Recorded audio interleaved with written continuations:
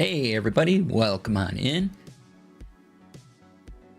It's my stream, yay! I'm DC, yay! You can find me all over the place, DC Lasair. Let me pause this music.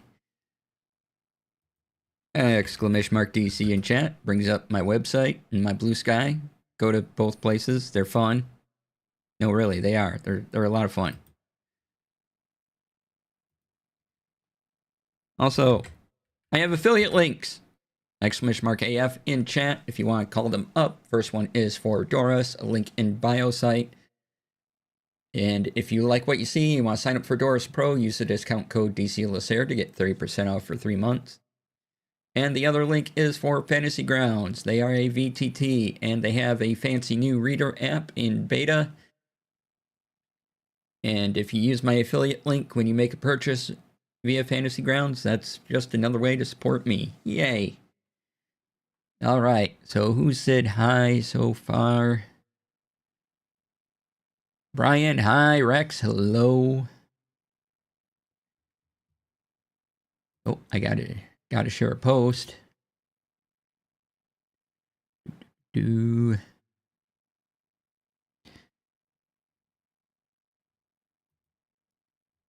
So,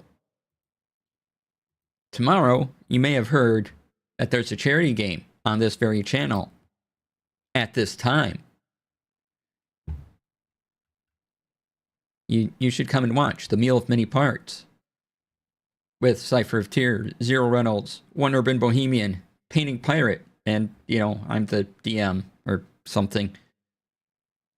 Anyway, if you want to donate and cause trouble ahead of the game, there's a BlueSky post with the donate link and all the other information you might need is in there. We've already had one donation. At least.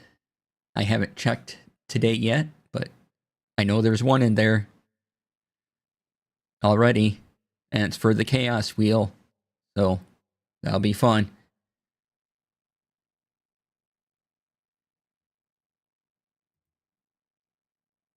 All right, let's see here. Oh, I was at Walgreens today, and I got a new pop. Mr. Pibb, zero sugar. Kickin' Cherry, zero sugar, and they spelled pop wrong. But that's okay. We can forgive them. I'm gonna take a sip.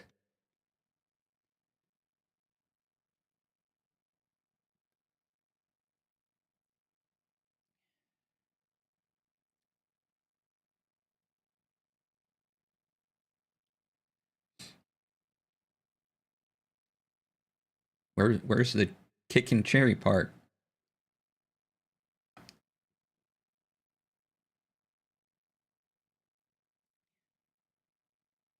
It's a bit cherry. I don't know if kickin' would be the right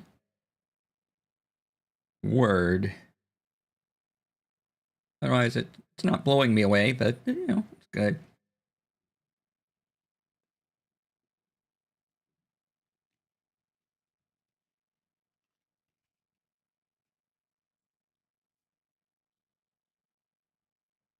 Yeah, I'll have to write them a strongly worded letter over their misspelling of pop. All right. Let me prep a couple more things here, and then we'll get into Tech Friday proper.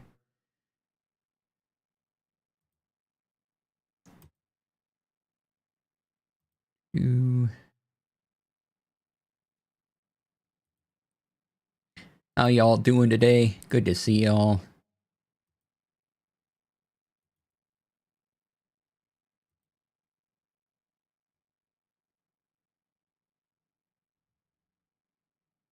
Glad you're here.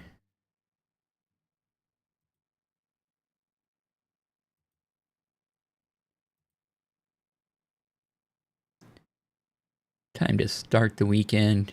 We got a bunch of news, and then yeah, we'll get into the relaxed weekend mode as per usual. I was a little busy this morning, so it's going to take me just a moment to get all the links where I need them.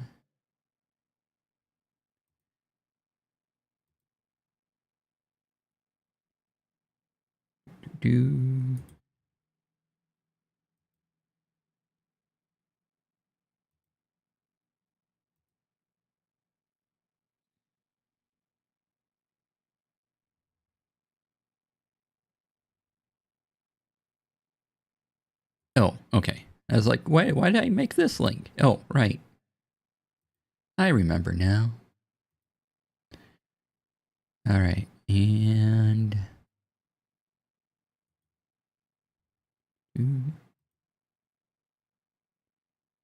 I'm looking forward to tomorrow. There's going to be weird stuff. I'm going to try not to laugh at my own jokes, but I'm totally going to laugh at my own jokes. It's just going to happen.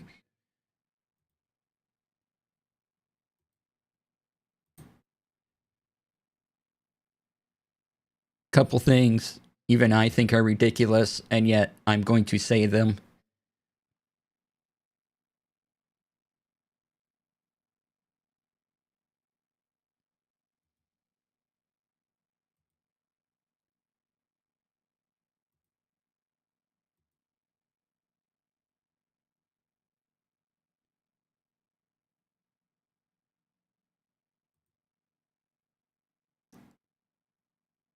All right, let's move that around.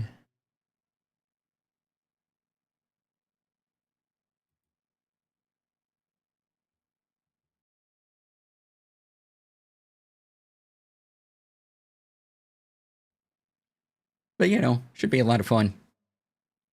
And it's for charity, so, you know, good cause.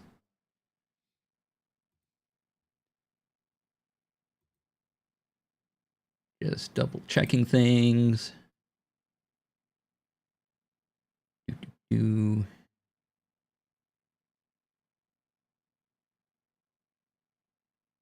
All right.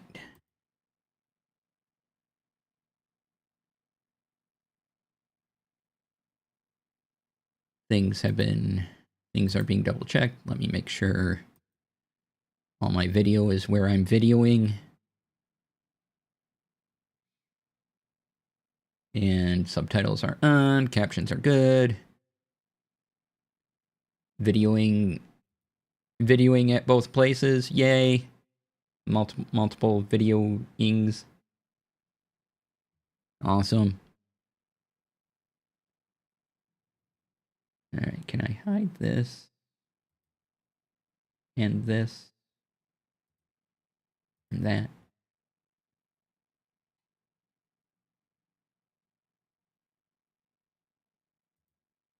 Okay. Closing ads on a web page. We don't need to see those. Oh, I need to bring up.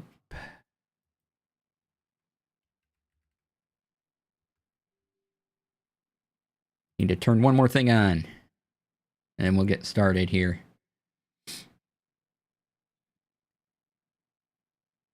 Ooh,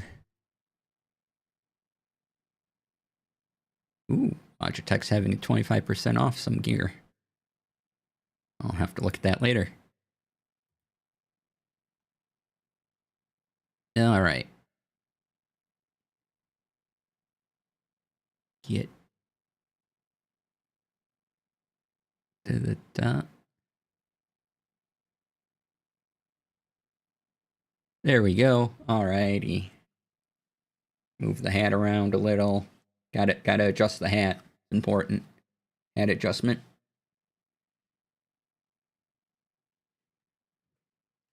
All right. Let's get to it. Today is Tech Friday. Yay. Yay. Yay. And first up, we're going to talk about BlueSky and a thing they did, or are doing, rather. They're making an AI platform called Attie. Nobody liked it. Or is going to like it. Everybody's blocking the account. Kind of great. I do want to emphasize that BlueSky and Attie are two separate programs. It's not going to be the Twitter grok, right at you. And so it started the week with this post. We have a little timeline here of posts of things that went on.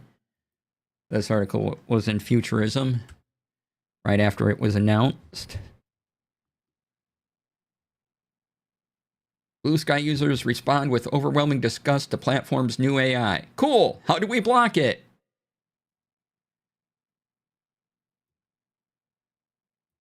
Yeah!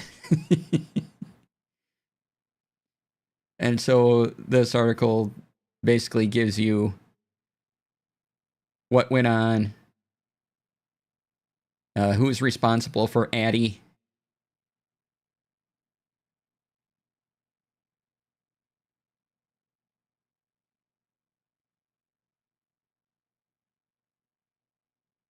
and what the current CEO of it is saying. You control it, you shape it without having to write code or know how to set up these feeds. They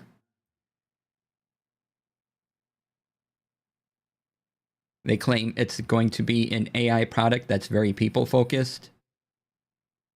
It is currently in beta, or closed beta, I believe.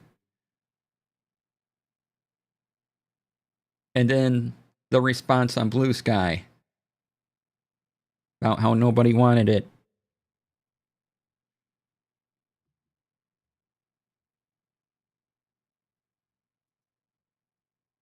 And then we had a follow-up to that story. Also same day. But this one was on TechCrunch.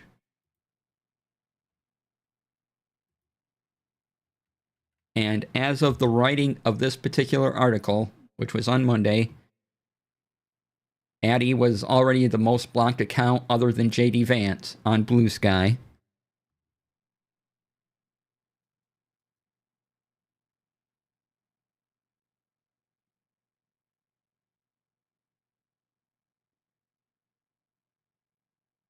So these were accurate as of March 30th, 2026 at 12 p.m. Eastern. I don't know if this has grown more, but still, that's a big number.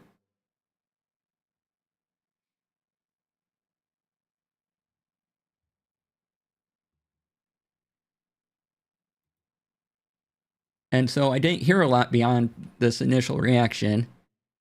Well, a couple days ago, CNET posted an article giving us a little update about the backlash. And in this article, we have a couple interesting statements.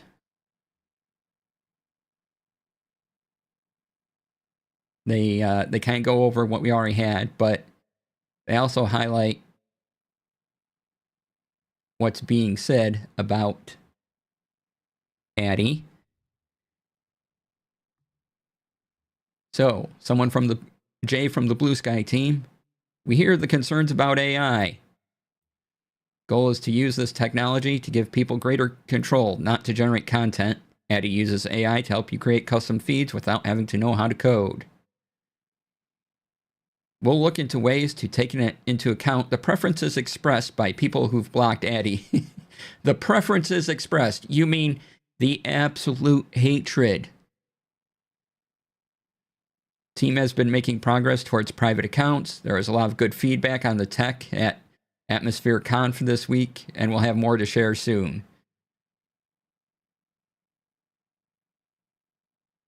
Again,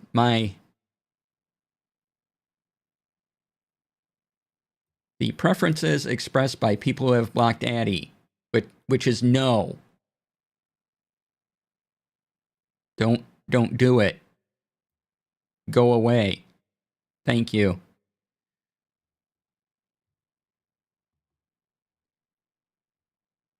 So that was the most recent article I could find on what there is. So if we believe the source of that info, they are looking into ways to make sure your account isn't included in Attie or anything like that.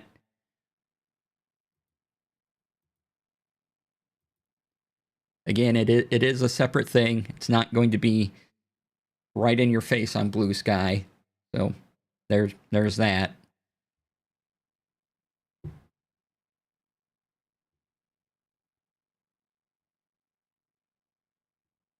All right.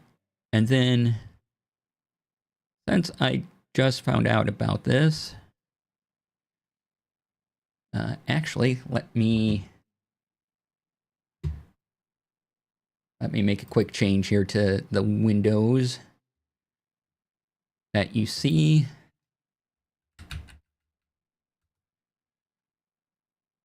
Because I want to show you something, but I need to show you something in a different browser.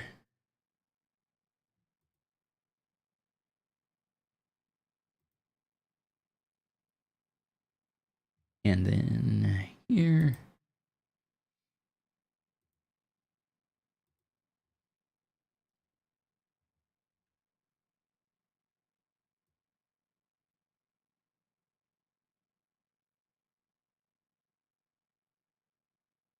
Okay, let me see.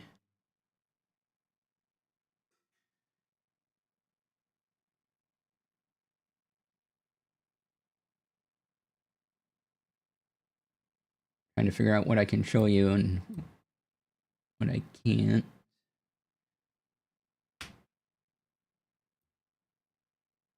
All right, that should be good. Okay, so along with kind of AI and everything, there was also a GitHub announcement. Apparently, they emailed GitHub users about this, and apparently there was a big banner on top of GitHub saying that you had a certain amount of time to make sure that Copilot doesn't train on your GitHub. So I want to go over how to do that in case you missed that message or didn't get it. I want to show you how to turn that off in your GitHub. So we'll just take a look at my GitHub.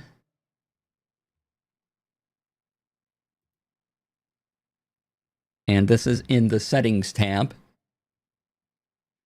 And you have until, I think it's April 20 something to do this before GitHub is being, before Copilot is trained on your GitHub. And you have to opt out. It's not opt in because, of course, because F you, you know. Here. There we go. So, I go down to Copilot, features, and allow GitHub to use my data for AI model training. Enabled, disabled, disabled. And also, if you want to hide Copilot, show Copilot, again, disabled.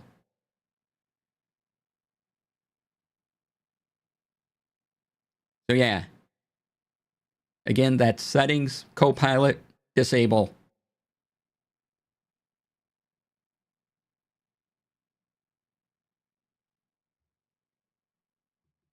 Okay.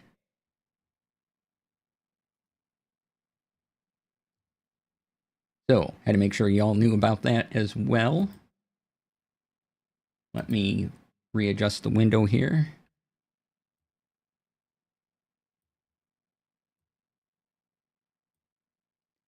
And switch it back out.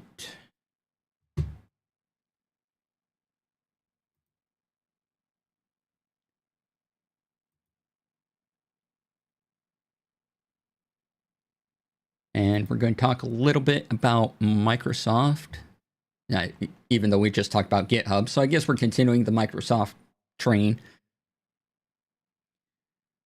That they've announced major updates to Windows 11 to solve some performance issues.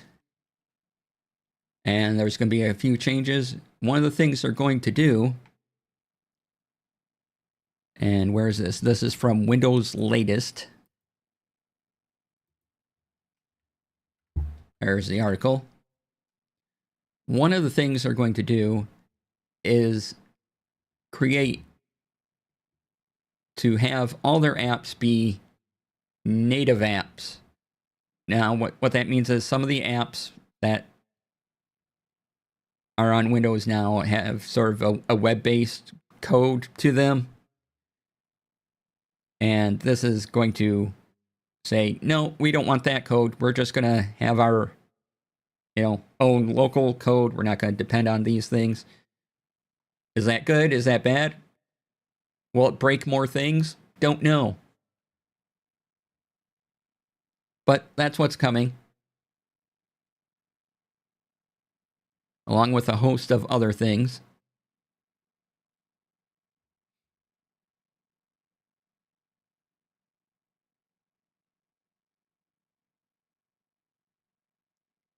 And so they are getting rid of the progressive web app idea.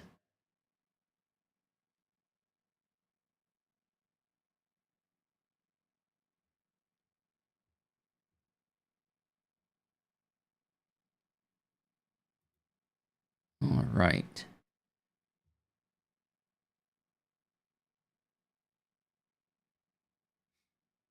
Shutting down web connections from their native apps will help them get more security purchases with less custom configuration, at least. Yeah.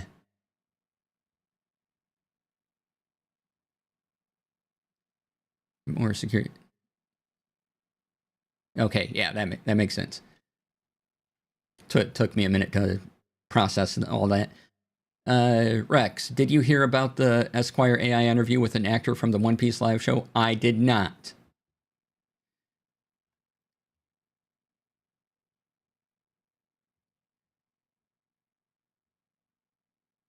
Interview doing some heavy lifting there. An article on Kotaku. Let's grab this URL here. Boop.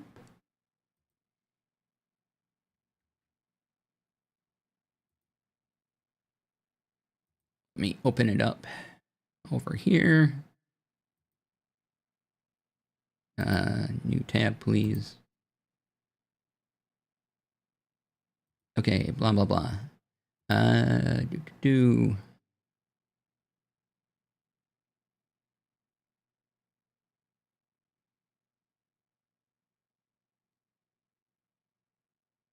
Well, this is incredible. Yet, there's part of me that thinks I shouldn't be surprised. So, Esquire AI generated a fake interview with live-action One Piece actor because he was busy. So they took his previous interviews, ran them through Copilot and Claude,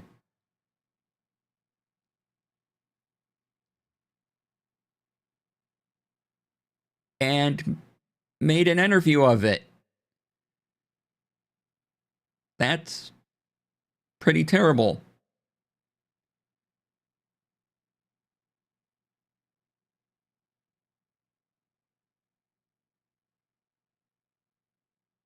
And let's focus in on this one because I like this line. This presumably because either I'll butcher this name, Mekinu, so apologies, nor his talent agency has jumped at the opportunity to promote the AI slop recreation of the actor featured in Esquire's piece.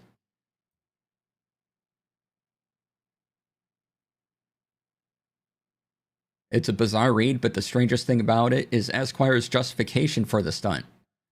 We were stoked to have some FaceTime with the Japanese-American actor, but his schedule prevented it, writes Esquire's Joy Ling. With a driving need for a feature, we had to be inventive.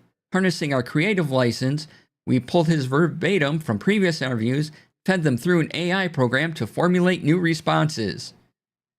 That's terrible. What an awful idea.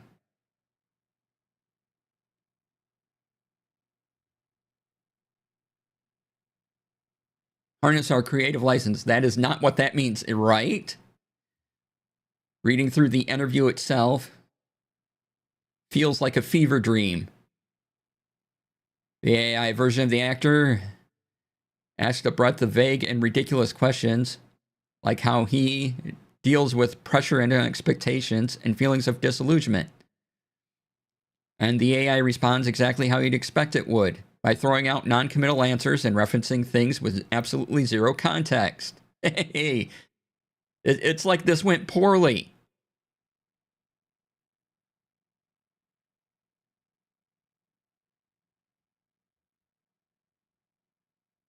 Oh, here's a good line. Also, hey, Esquire, maybe you should have published the bit where AI talks about the pressures of living up to his deceased father, legendary actor Sonny Chiba, and how it wants to make him proud, because that's incredibly effed up. I mean, really, you shouldn't have published this at all, but you definitely shouldn't have published that specific bit. Yeah. Yeah. Yeah.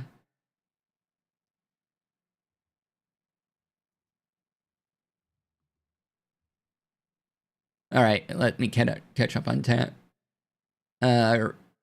Similar to the Grammarly editors patterned after... Yep. He wasn't available. Well, that's what he might have said based on previous statements. Do you wonder what the One Piece PR folks and his personal PR reps think of this? And yeah, harness our creative license. That is not what that means. Not at all.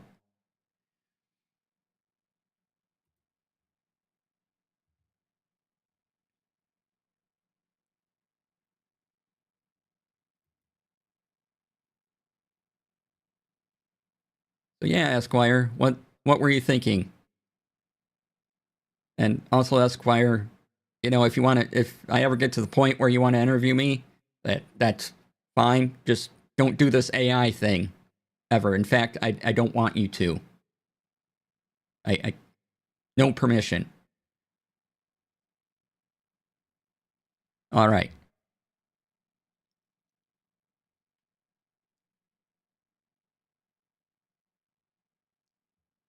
To clarify, Esquire Singapore. Ah, yes.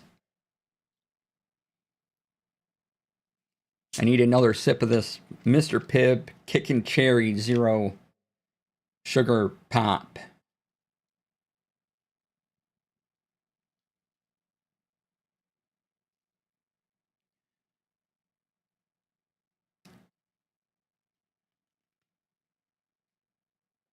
Sure, the U.S. English language pub is distancing themselves hard. Yeah. I'd be like, ooh, guys, you know, there's bad ideas, and then there's this.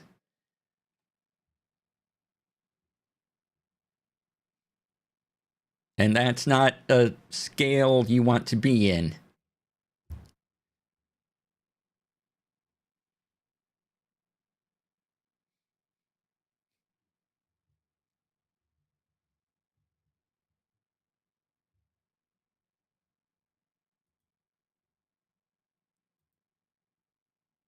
All right, moving along is Apple has a coding language called Swift. And now they have offered Android support.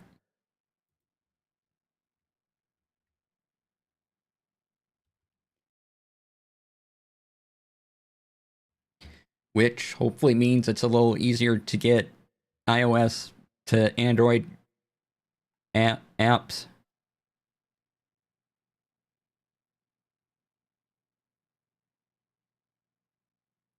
It is a primary coding language for Android.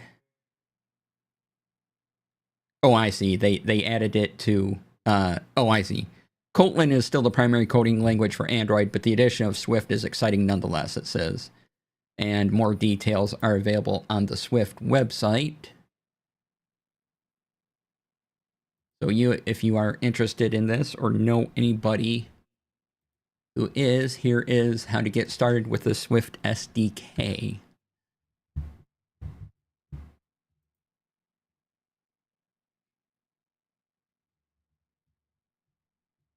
So yeah, hopefully we get some more apps flowing into the Android ecosystem. That'd be great, because some of those iOS only apps are pretty nice.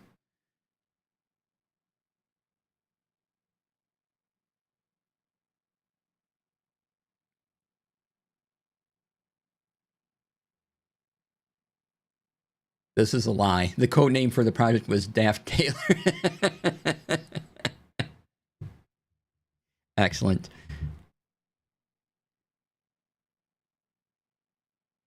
And I have another Apple-related thing, but that we'll have to get to that later. There is, a few weeks ago, we talked about Discord alternatives. And again, I'm not going to be recommending any of them right now because they're all not really complete Discord alternatives. But if they're the only if one of those is the only features you need, then by all means, check it out. But another one that came to my attention is called GameVox, currently in beta.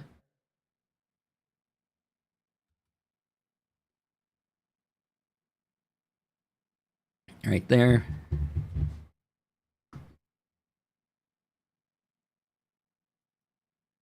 Voice chat built for gamers, screen sharing, spatial audio, soundboard polls, and more.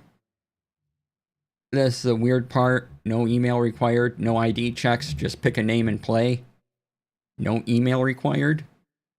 Okay.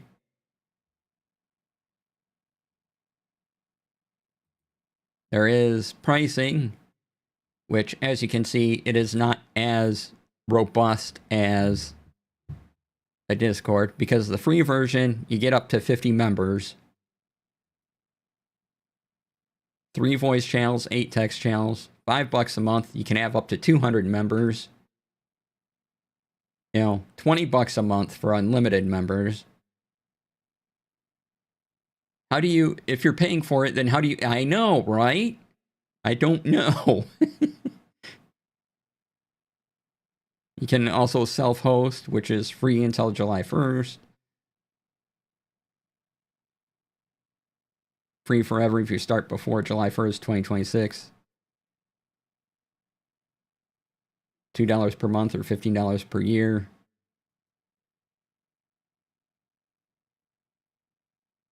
Go to their about.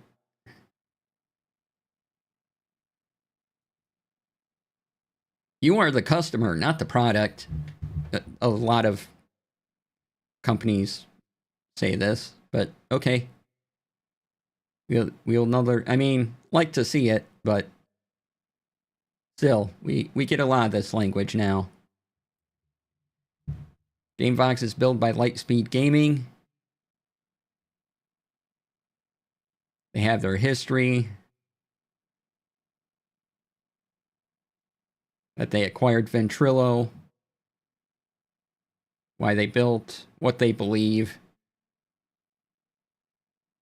and where they're headed. I still not sure how you're supposed to keep you as you if you don't have a way to verify yourself, like through an email or anything. They don't really offer those details here that I can see. But here's their comparison.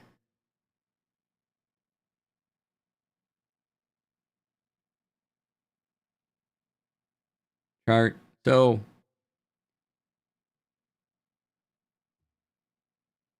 maybe just the person who pays owns it and they send out invites on the fly. Maybe.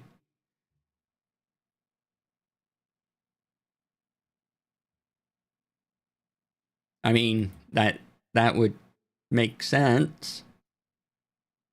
But it is available for all this, and since we talked about alternatives, I wanted you all to at least be aware of them in case one, happens to really take off, which it doesn't seem like any of them will, but, they're there.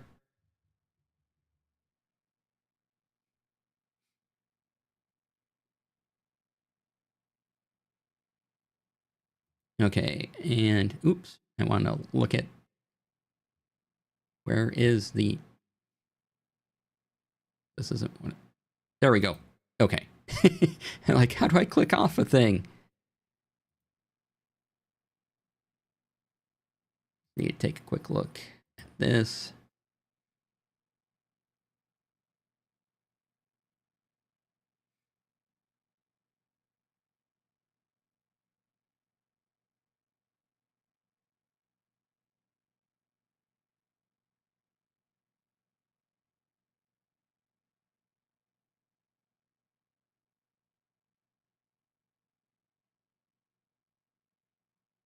Okay.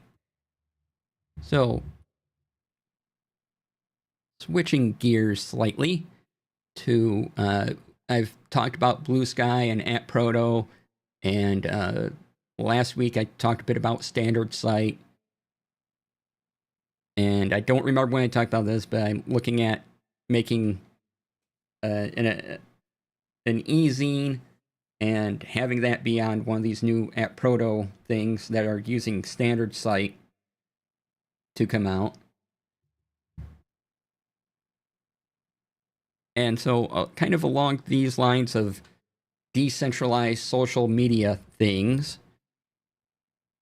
Flipboard has a thing.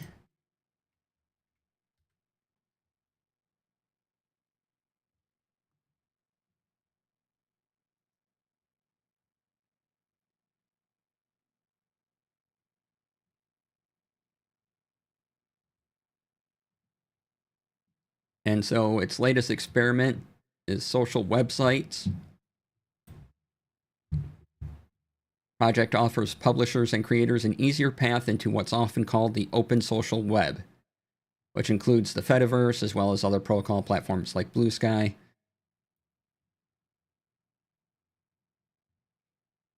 These are microsites that allow creators and publishers to bring together posts from decentralized platforms and RSS feeds into a single place.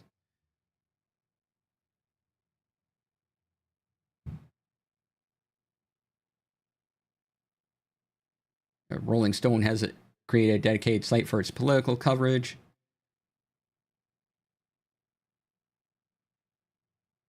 There's an NBA fan community.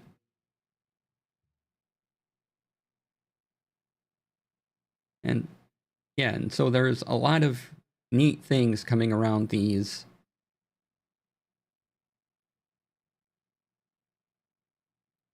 decentralized social media platforms and things like that. Again, I'm particularly looking forward to the AppProto stuff, which is the underlying thing that BlueSky is built on.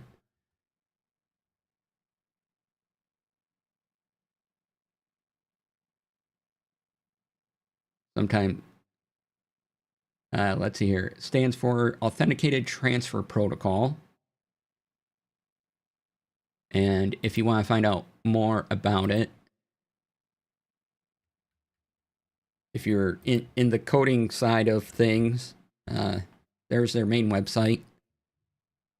And you can tell me all about what it means.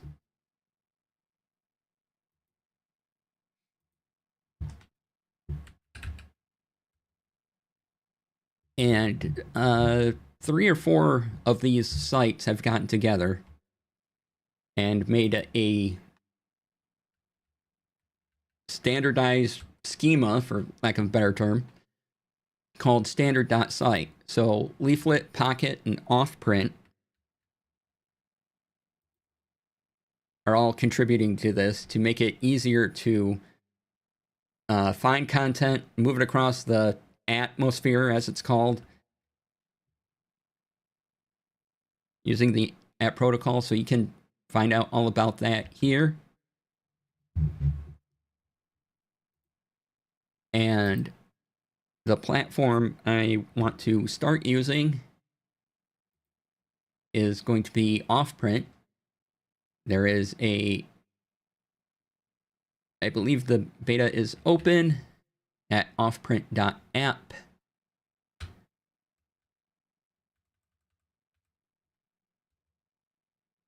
It looks really clean. That's mainly why I like it. I was considering Leaflet, but I think Offprint will reflects more the look I'm going for. Again, these are all small sites, so take a look at them, support them if you want.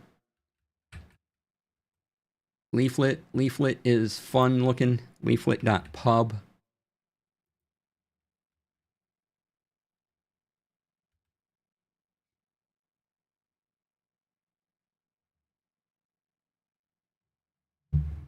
Again, you can use Markdown with a lot of these sites, and yeah, they make it really easy to publish things. And I think the design behind Offprint is more of what I would like. So yeah, I'll probably be using that in the future.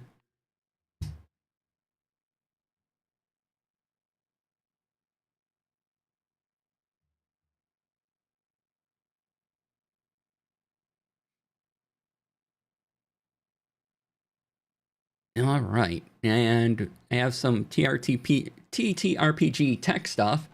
So not the usual looking for TTRPG updates that we do during the second half of the show, but actual tech. And a lot of this was inspired by watching a YouTuber's video that came across my feed called Save versus Justin. And this is their tech setup for the DM. Again, check out this video after stream's done. And one of the things he had up there that I didn't realize you could do, because he has a Mac-based setup, and since I use a MacBook Air when I'm DMing my home game, instead of having a bunch of essentially web browser tabs open on one screen, he creates multiple spaces on his Mac, so can just switch to a space and it takes up the whole screen, and he's not fumbling around with the mouse or anything. Just opens up that space, and one space will be, say, the initiative tracker, another space will be the PDF. And so I thought that was a really clever way of containing all the things you need when you DM if you use largely digital tools. And there is how to work in multiple spaces right off of Apple support, if you want to know how that works.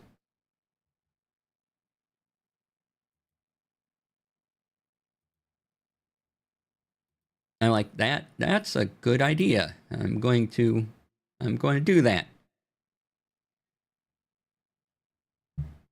I've seen similar with people using multiple spaces and Win desktops. Yeah, awesome.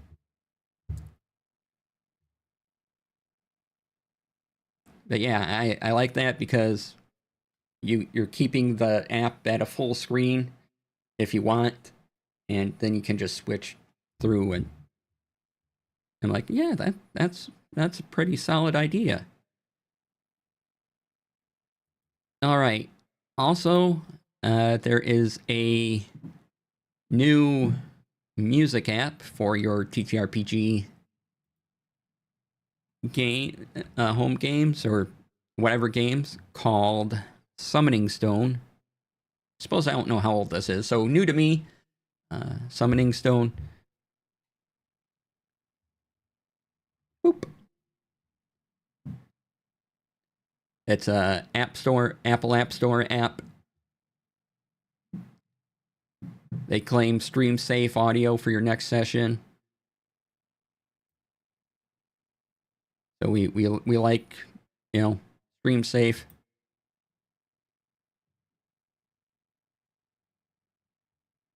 You can import your favorite Apple Music playlist. Again, if you import your playlist, that's not going to be stream safe. The music that's in the app, that the app gives you is going to be stream safe, not necessarily your Apple playlist. So just be aware of what you're doing.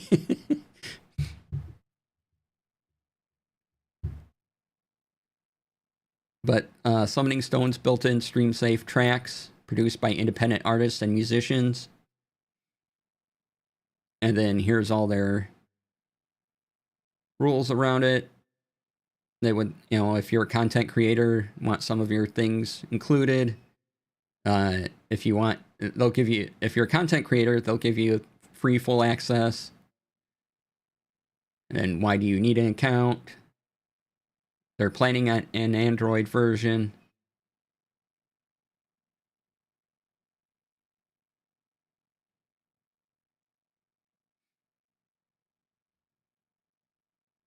And then here they talk a bit about, using Apple Music and using AirPlay or Chromecast with their service.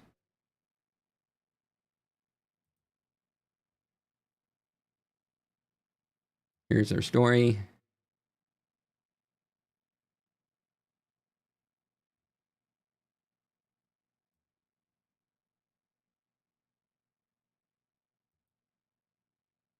And they have their privacy policy.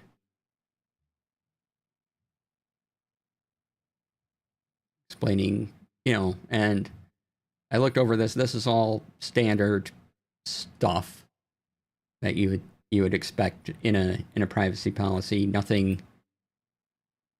Terms of use, same thing. Pretty good. They do have a premium tier, of course, built through your Apple ID account. But again, nothing really set off alarm bells. This is all pretty much you use an app and you're going to see that in their EULA. But yeah, I wanted to bring that to everybody's attention because I'm like, that's pretty cool too. I like that we have a lot more music app choices now for our games.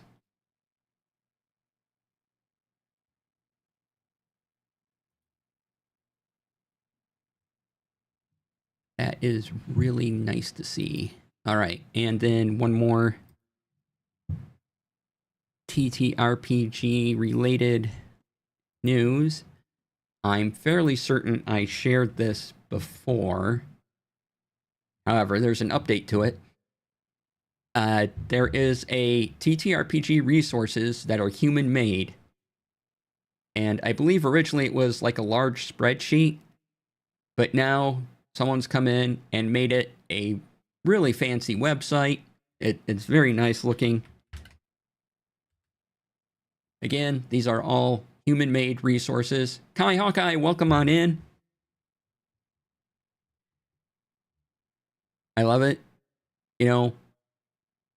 First statement, you don't need Gen AI for your games. Perfect.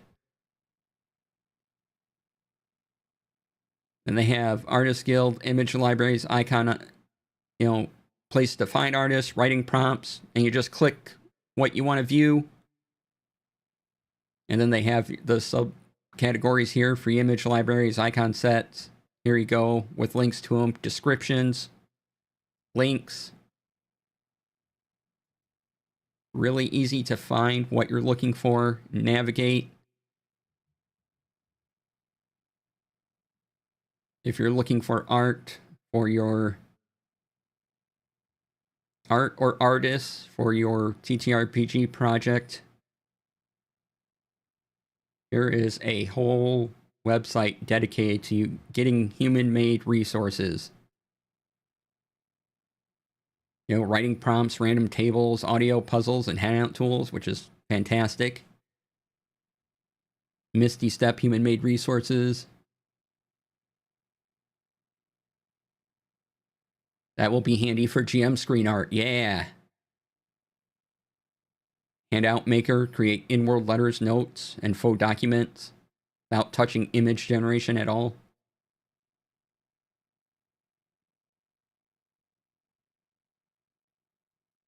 So yeah, there are a lot of resources you can use and look at and find artists before you ever have to touch AI for anything.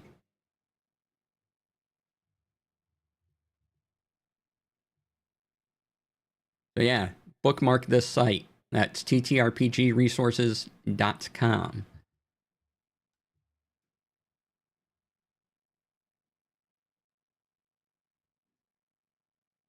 All right. Back to here. All right, it's about break time. So let's do that. Take a break.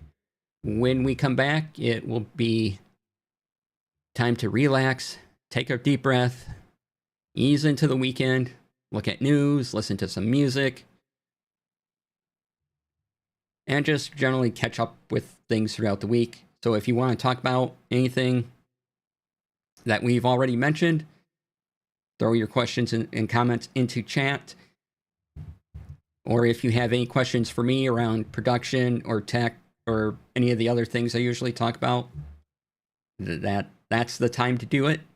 If you're watching this VOD later on YouTube, thank you for watching. That's all for Tech Friday for this week. Have a great week or time period till you watch the next Tech Friday, whenever that might be. And look here for more videos, and if you want to subscribe to the channel, there'll be a handy little graphic over here to do that. And thank you all for watching. Hit the like and subscribe, which are down there somewhere. And I'll see you all next time. Hold for edit. Okay. All right. Gonna take a break and then be back in about 5 minutes. And going to run some ads, so stay tuned.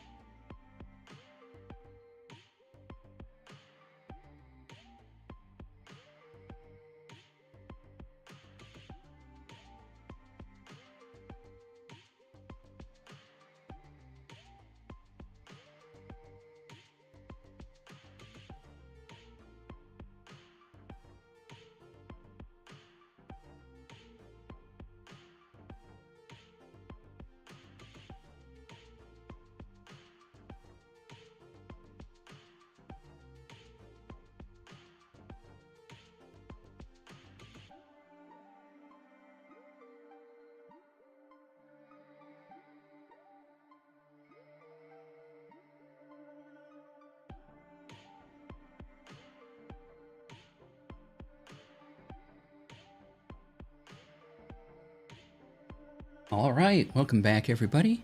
Hope you're doing good. Turn that on. Thanks for sticking around through the break. Let me close a couple windows here that I don't need open anymore.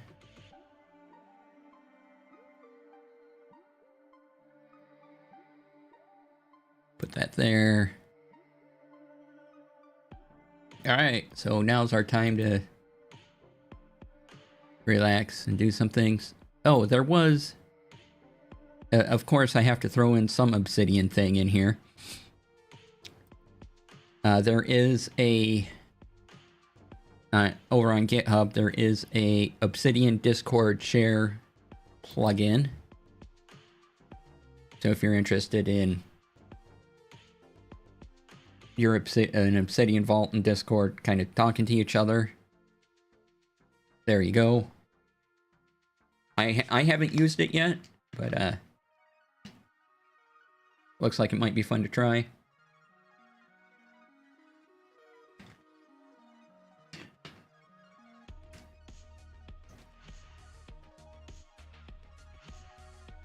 And if you have any more questions, comments, please put them in chat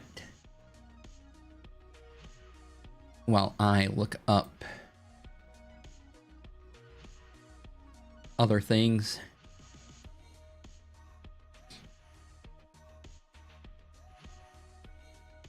In case there's anything that came out while we were talking. Oh yeah, I watched the Artemis 2 launch. That was cool.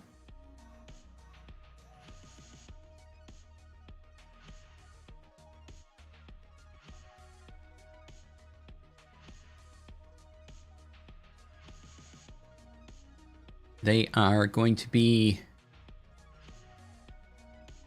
because of the way they are slingshotting around the moon, coming back, it's going to be the furthest out into space that people have traveled.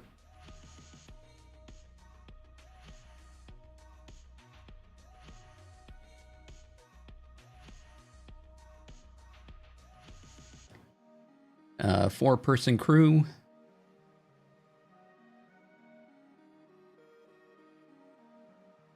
Commander Reed Wiseman. Let's see, who else did we have here? Pilot Victor Glover. Mission Specialist Christina Koch. And Canadian astronaut Jeremy Hansen.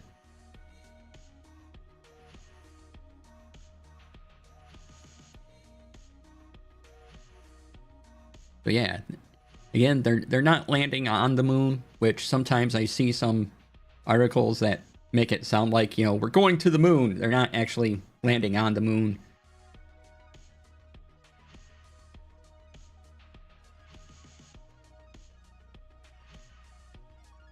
But on Monday, April 6th, if everything goes according to plan, they'll have traveled the distance. I'm reading an article off Ars Technica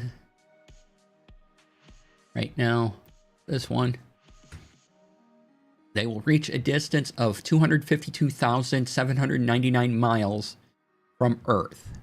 And that will be farther than any human has traveled in space. They'll be seeing parts of the far side of the moon never seen before by human eyes. Again, we've had satellites that have taken pictures of it and things like that, but we haven't had people, you know, go, oh hey, there's the side of the moon. Yeah, and if you didn't know, the Earth and the moon are kind of in a geolock orbit where we're turning at such a rate that we always see the same side of the moon. So if you're a tick villain named Chairface Chippendale and you take a laser and part of your plan goes off and you get a large C in the moon, we would always see that large C in the moon.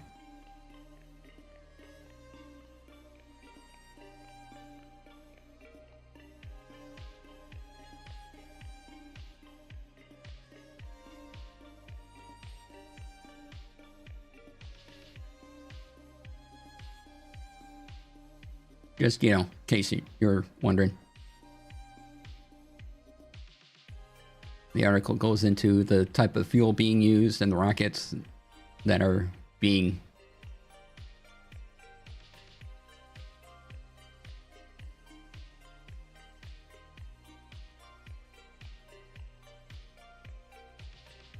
taken there. So again, they're doing the slingshot thing using gravity as their friend.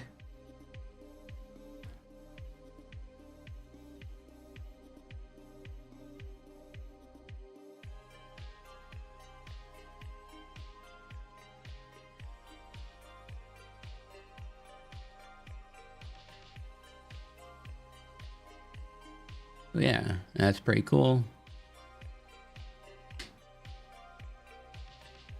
And can't wait to get some pictures and video of their voyage.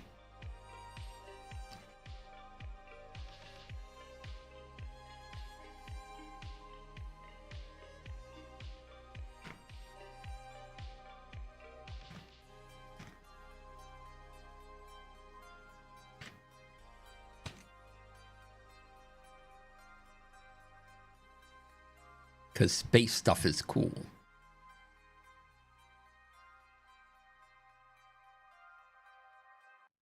Just like underwater stuff is cool. Because the deeper you go underwater, the more pressure there is, and the less light.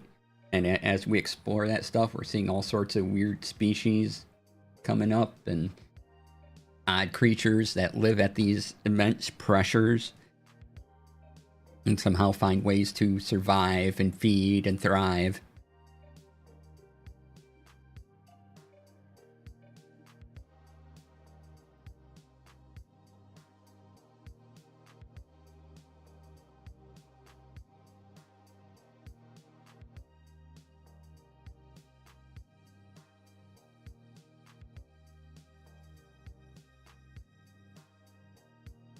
And this is space related, just in case you didn't know. I don't know. I feel like talking about space stuff right now. We have no idea what the Milky Way galaxy, the galaxy we are in, actually looks like, because nothing has traveled out further than the Milky Way galaxy to take a picture.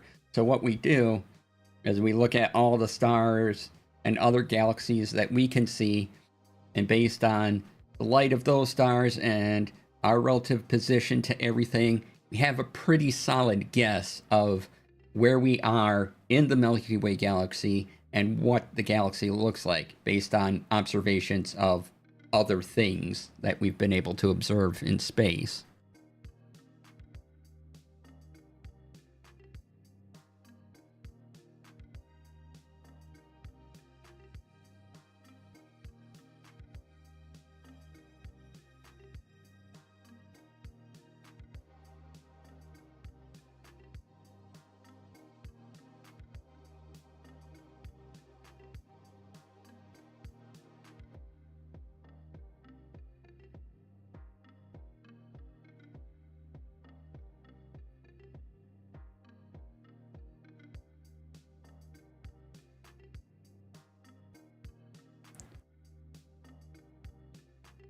Oh yeah, I'm not big on April Fool's stuff, but one that came up that was pretty clever, I liked, was the Stream Deck lever. Here's the official video on it.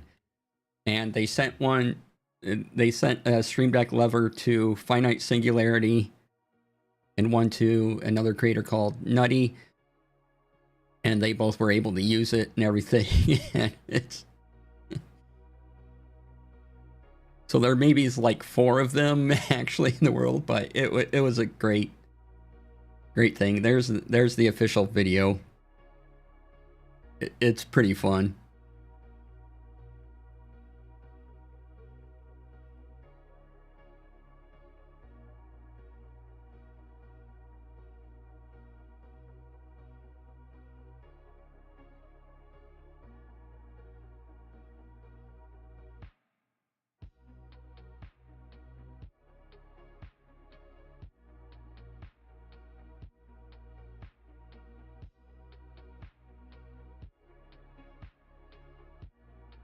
And seeing that video by Save versus Justin remind me that maybe I should have a resources I use page up on a website somewhere, and you know what my minimalist setup is and what my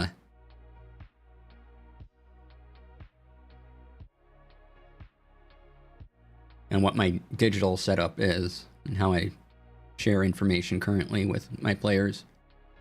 Back on the Share to Discord plugin, I can see using comments for secrets and removing the comments to share info with the players as time goes on. Yeah!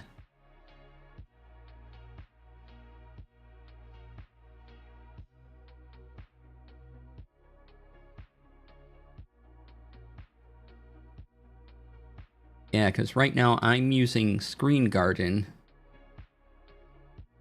to share. Again, it's like one person doing this. That it's what I use for Tech Friday as well. And they are here, and I really like their service. They allow me to share just certain sections of the vault with my players, and they can add to it. And we keep it all relatively text-based and everything. So it's a wonderful service. It is more meant for teams together, but you know, you use it for if you have things like a Tech Friday or a home game, something. But that's an easy way for me to get purchase.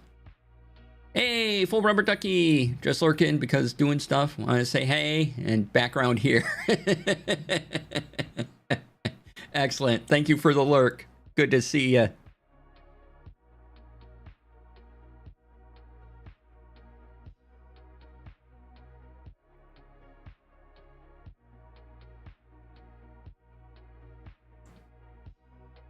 Appreciate it. So yeah, right now I'm finding Screen Garden really handy. You know, when Brian Urban Bohemian has been on the show, I just share the Screen Garden link, and then they don't have to download Obsidian or know how Obsidian works. They just can add a new note or add 2 notes as they see fit. And same thing for my players. I update a map every session, and I just put the new updated map in there, and then they can go and download the updated map. Springleaf, hello, welcome on in.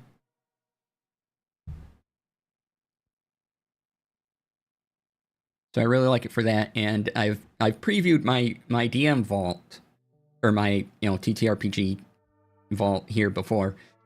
And so the DM section is fine. And then on the Screen Garden website, everything in player info, that's what gets shared with my players. So I keep my DM stuff separate, and they don't see that. They only see what I move into the player info area. So Screen Guard makes that interaction work really well. You could do a similar thing with just sharing a Google Drive link or whatever cloud storage you have, because Obsidian is folders and files.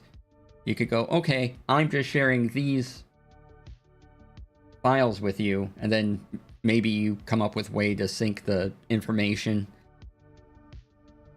and then your players can dive into the files folders and look at the documents themselves. Not quite as handy as, say, Screen Garden, but it's a way to do it.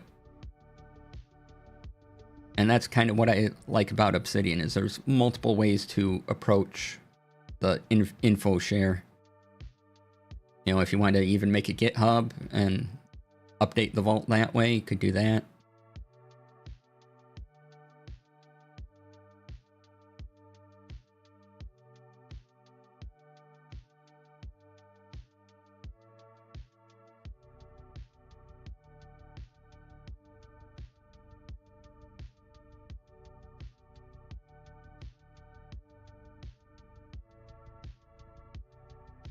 All right.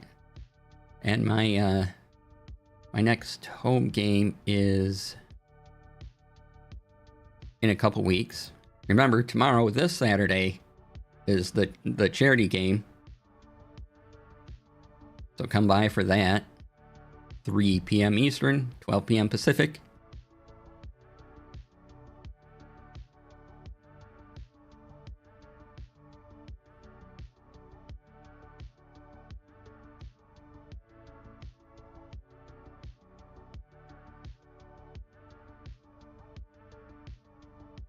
Oh, JetPens put out a video yesterday for their March picks.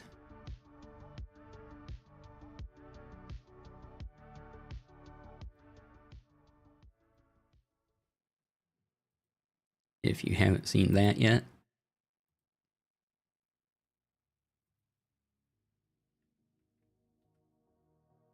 There's that.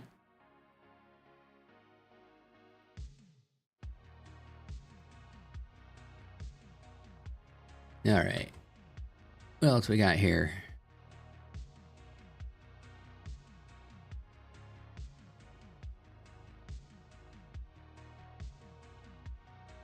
I'm just looking for other articles to talk about.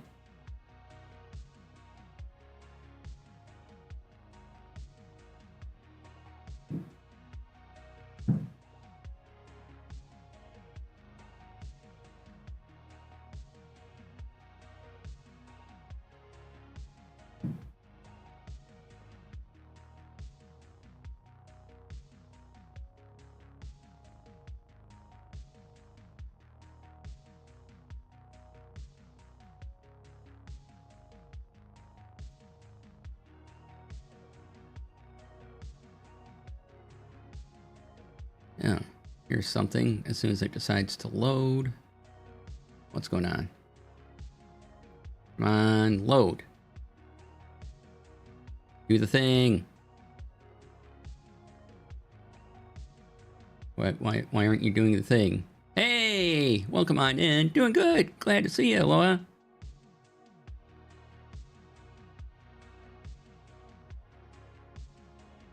Welcome on in.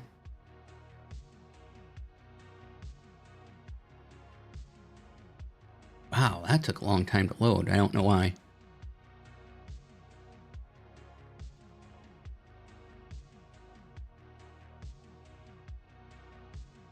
Anyway, fanfiction website AO3 is finally coming out of beta. It launched its open beta in 2009. I didn't even know that still consider itself in beta. But if you use AO3, it's out of beta now. So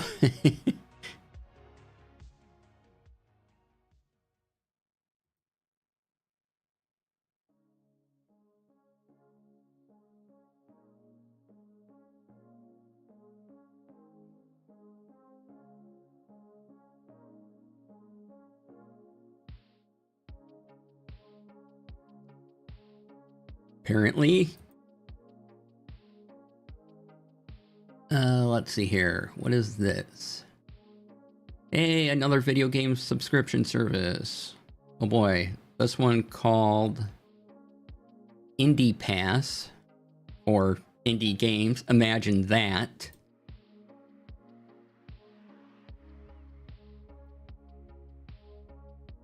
It launches on April 13th and will have over 70 games.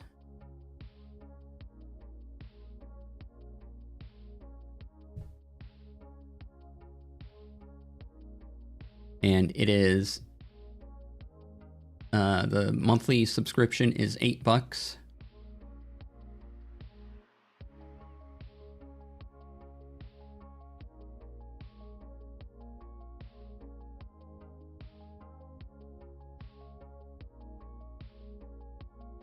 And Indie Pass is just for PC.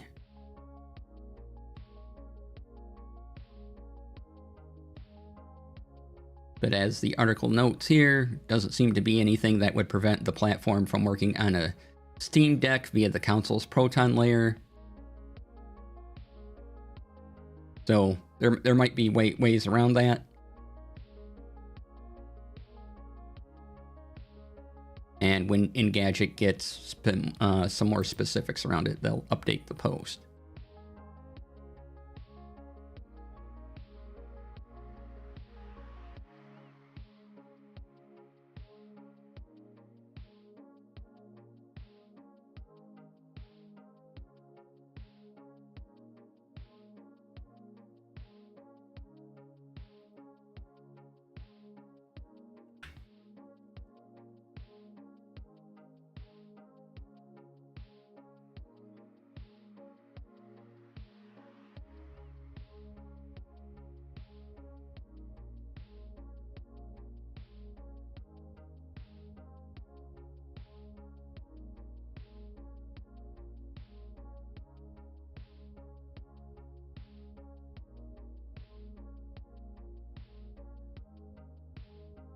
All right, just looking at other articles now.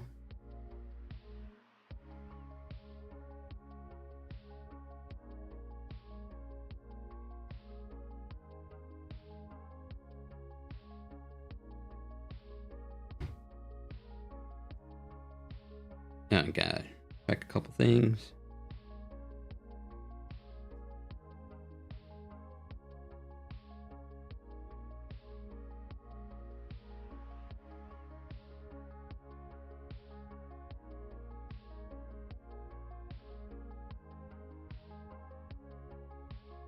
All right, should be getting a package today.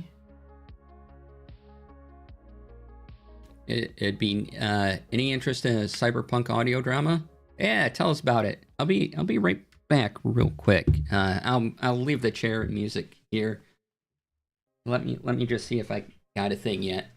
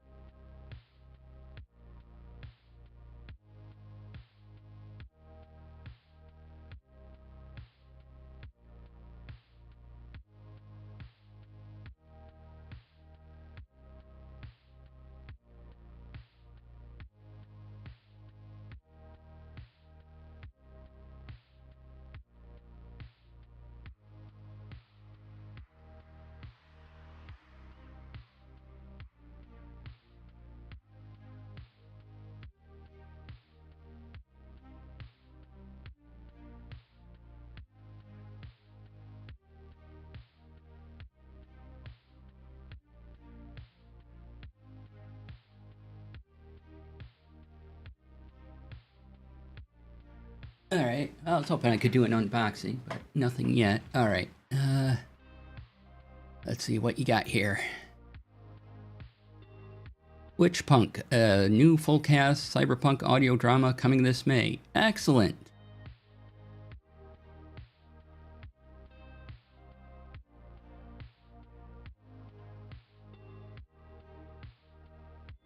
Looks great.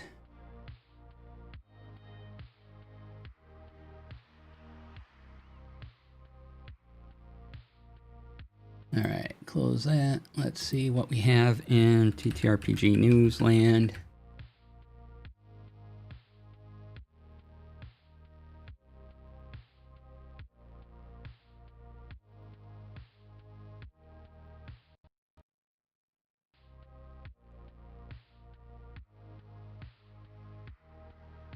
Oh, there is a new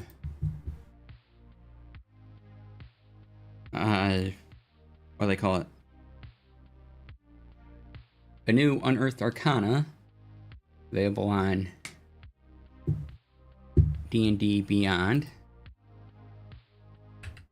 See if I can find that. Where did they put that now?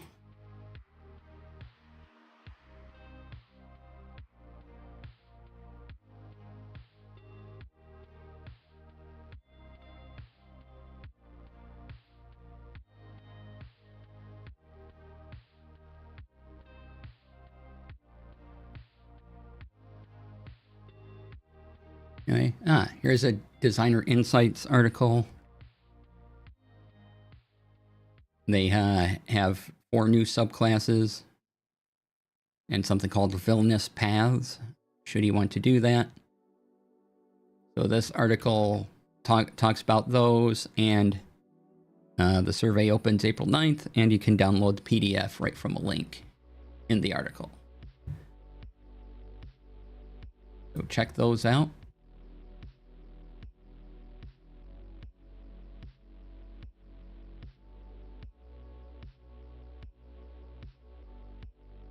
All right. Yeah, I look forward to that podcast you posted about, Rex. Looks neat.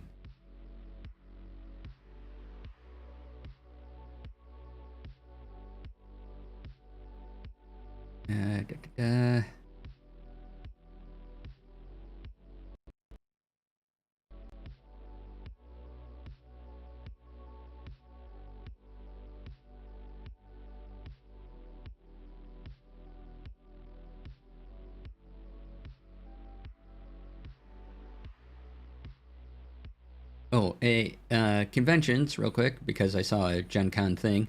I will be at Gen Con in August, so if you're going and you want to meet up, let me know, and we'll try to make that all fit together.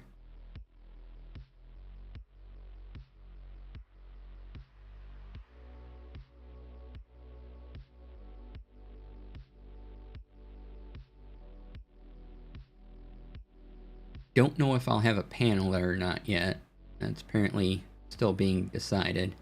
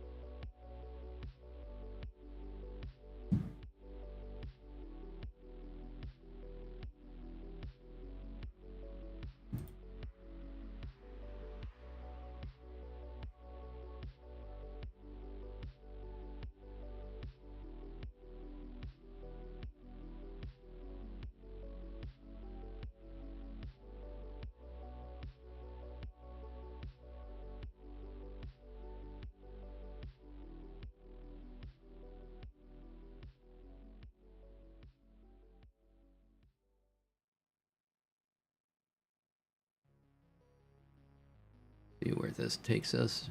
We have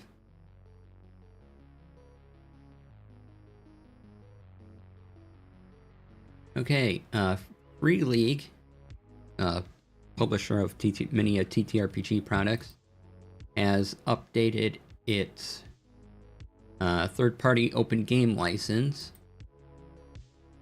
So you can take a look at the new stuff available there.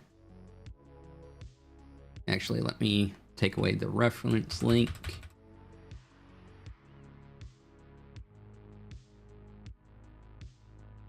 There, use that one. All right.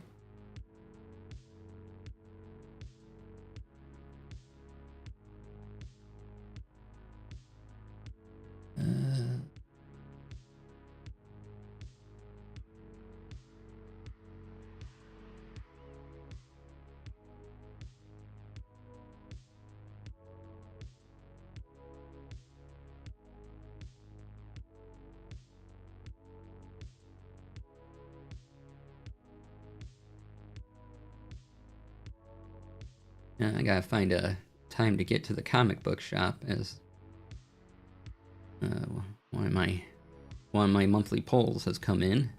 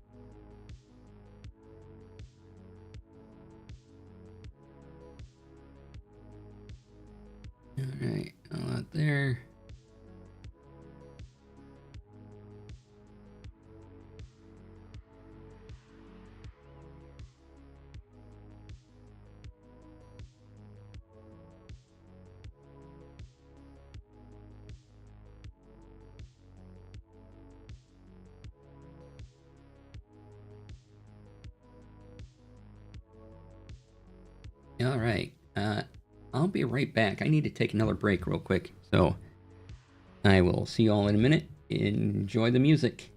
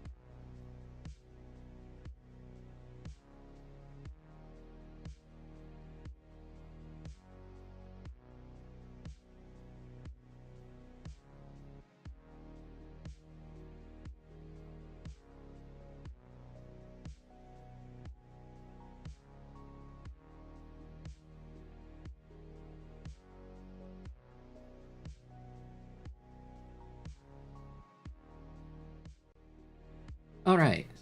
Sorry about that. Welcome back. Thanks for being here, everybody.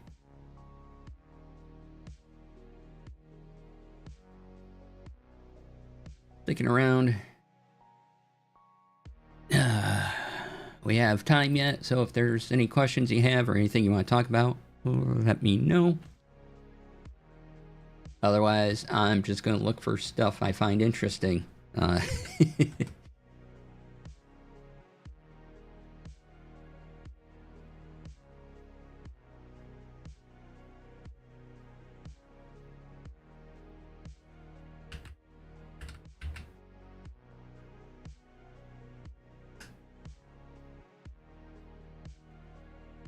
Let me look at my main vault, see if there's anything.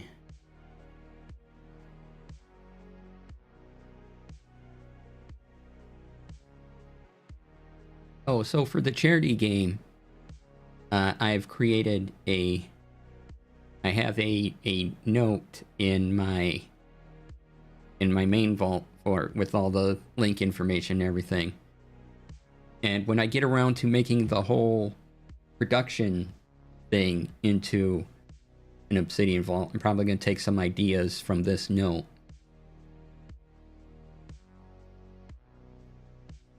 And build it up. I can't show it to you right now because that would spoil the plot. And I don't want to do that.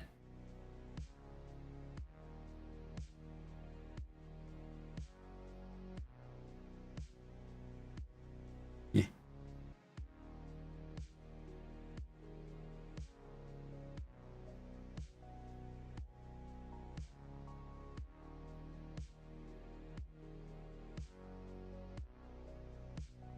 Yeah, and as I look at it, there's a lot of ridiculousness in here, which pleases me. If it doesn't please anyone else, whatever, as long as we raise money for charity.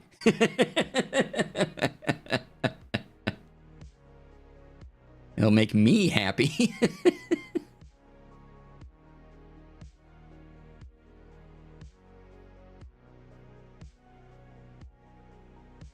And if you want the donate link, here it is. If you want to donate before the game tomorrow.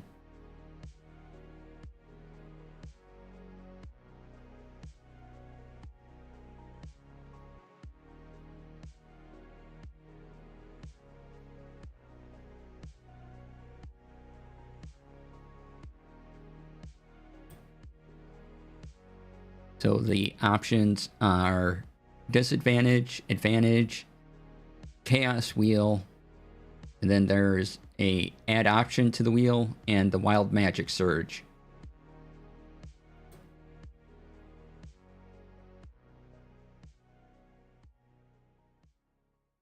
So there's 5 rewards to pick from. There's a little arrow at the bottom of the rewards section, and oh, sorry, no, that's not right. Donate link. That's at the campaign link. Never mind that. Donate link. What I want to look at. Yeah, so it lays out all the rewards right there. So yeah, disadvantage, advantage, chaos wheel. Add an option to the chaos wheel, or a wild magic surge. So those will all be things.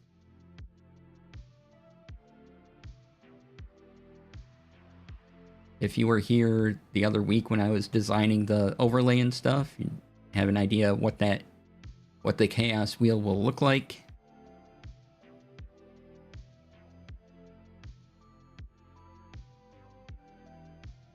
And it should be a lot of fun.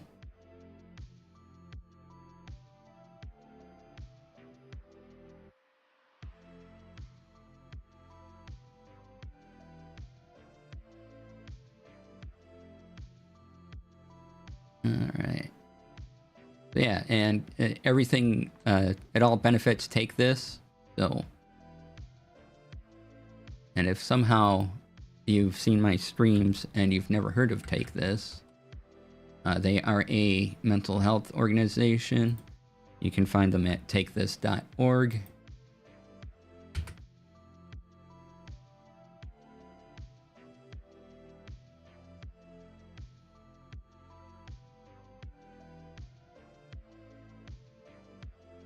Quite a few lovely people are on the review board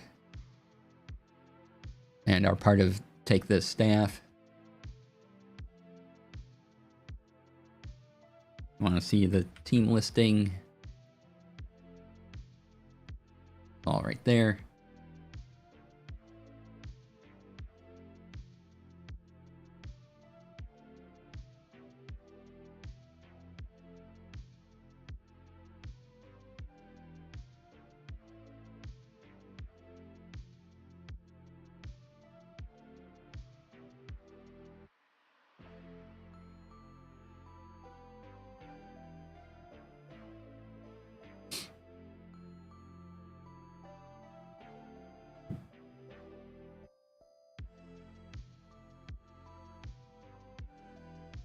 All right.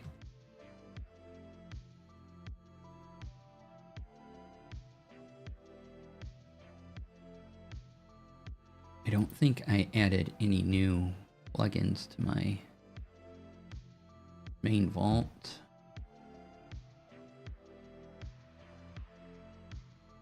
No, nothing I haven't talked about before.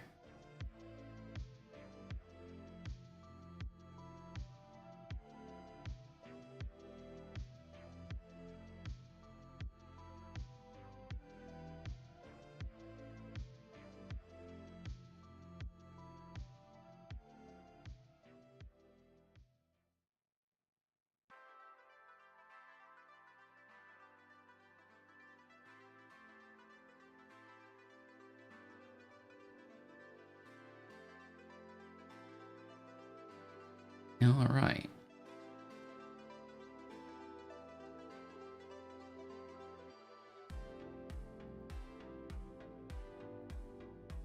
And then I need to do a little bit of OBS setup for the stream tomorrow. That'll be fun. Might be joining a friend of mine for dinner tonight. Not sure on that, or what the plan is, if there is one.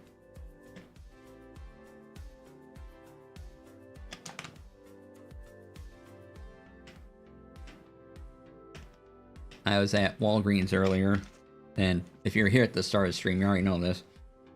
I saw a zero sugar pop I haven't tried before.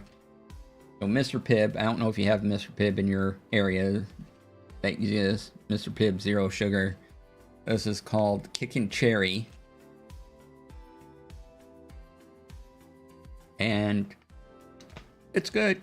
Not, not like the best cherry thing ever, but it's alright.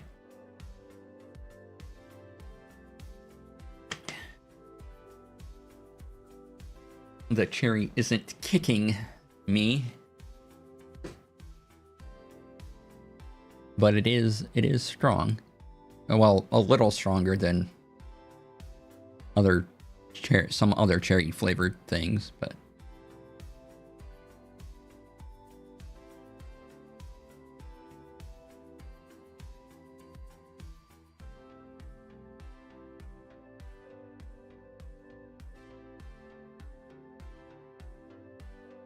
yeah. So if you see it and you want to try something different,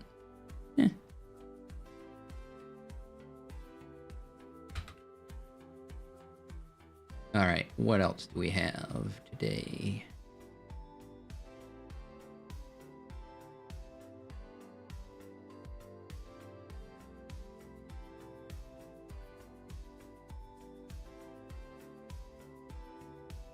Go another couple minutes, so if you do have any questions, put them in chat. Otherwise, we'll see who's around to send a raid over to.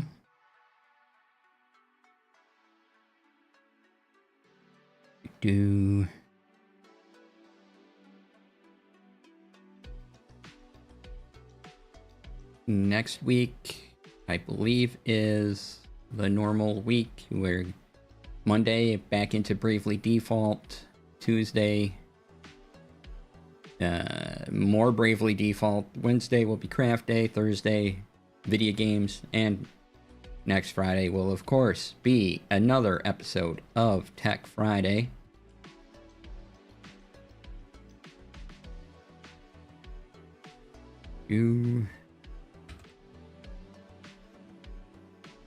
I was hoping to do an unboxing, but if thing doesn't come yet, then it's not here yet. Nothing I can do about that, so.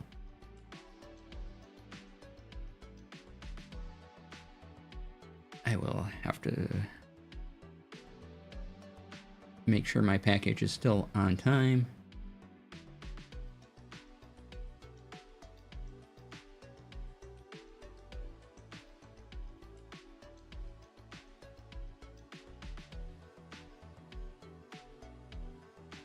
Alright, again, if you are going to Gen Con, I'll be at Gen Con. Let me know if you want to meet up, or if you have something you want me to take a look at.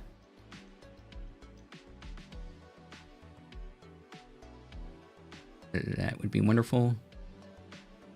Or if you see news about something that's going to be at Gen Con and you think I should take a look at it, I'll go take pictures of it. See if I can try it out.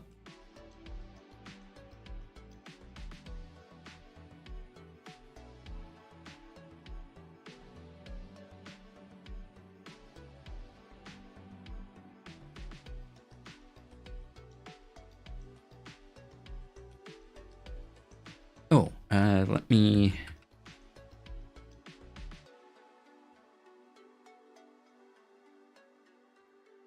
I saw this article because I was looking for more lit RPG books, because, you know, I've caught up to Dungeon Crawler Carl, new book in May, yay! So this is a list on a website called Pocketlint about other lit RPG books to read after Dungeon Crawler Carl. GMing for Cobalt Press. Let's meet up. Excellent. Yeah. Well, once it gets closer, we can figure out a time, a place, or at least if you're busy GMing, let me know what room, and then I'll be like, hi, and then I'll, be on my way. But yeah, that'd be great. All right, so if you are a fan of the lit RPG stuff, I'm excited to dive into more lit RPG things.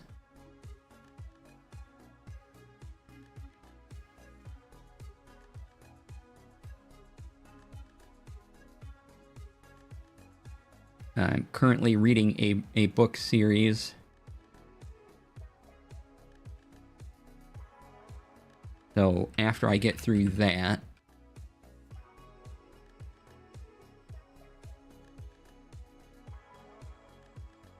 it's an older book series. It's by Tanith Lee, and there's 5 main books: Tales from the Flat Earth,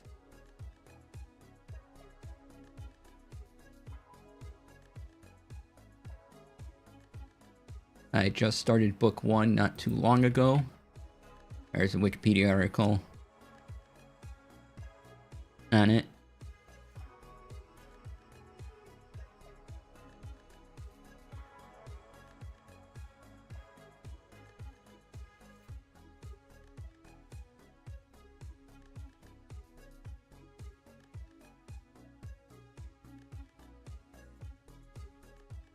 So I'll probably go through the 5 main books. Published between 1978 and 1987.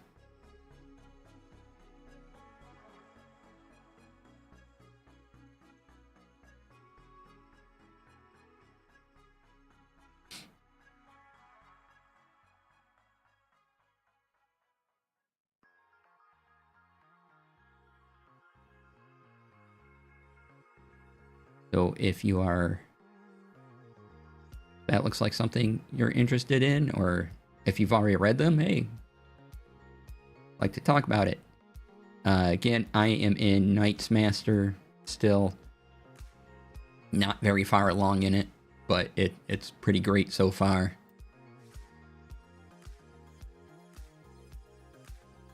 And then from there, I will eventually get to reading some more of these lit RPG books.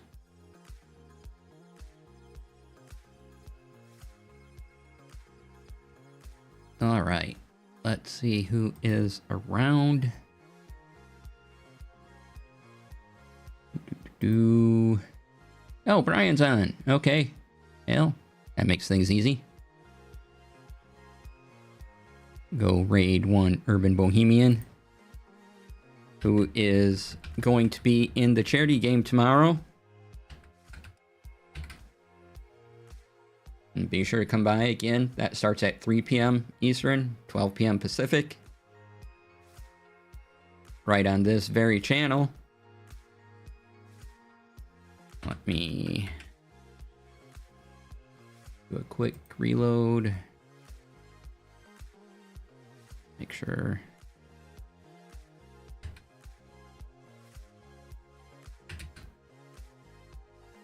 All right. So, thank you all for being here. Have a fantastic weekend. Please be kind to others, be kind to yourselves, and I'll see you all tomorrow for the charity game. It'll be fantastic, so come on by for it. See you all then. Bye.